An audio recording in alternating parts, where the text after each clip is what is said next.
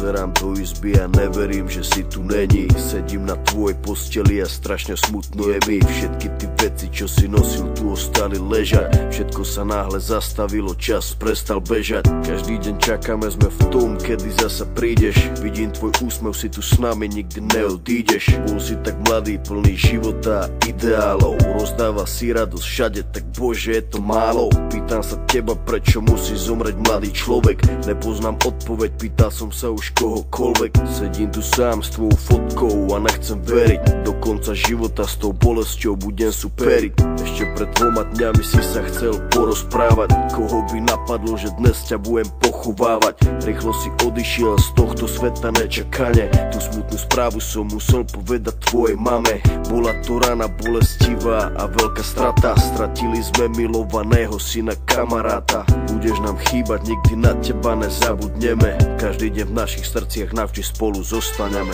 Odišiel mladý človek, prečo to tak musí byť? Mal všetko pred sebou a chcel ešte ďalej žiť. Chcel byť tu medzi nami, užívať si tento svet.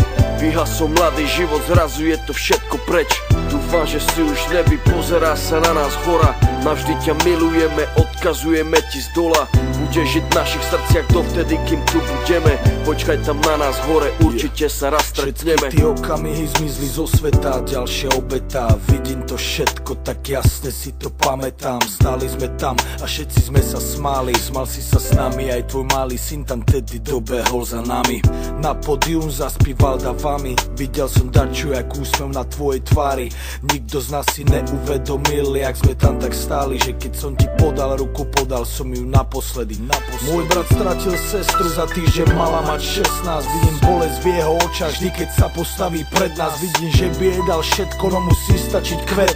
Vidím, že by dal svoj život, aby ju vrátil späť. Ľudia sa milujú a spravia pre seba hocičo. Najhoršie je, keď už nejde spraviť nič a bolí. To sú to tí veci, ktoré nikdy neprestanú boleť. Není väčšej tragédie, než keď zomre mladý človek. Jeden deň na ulici, druhý deň v nemocnici. Za chvíľu konec, za to život nebol v polovici. Kvôli duši mladej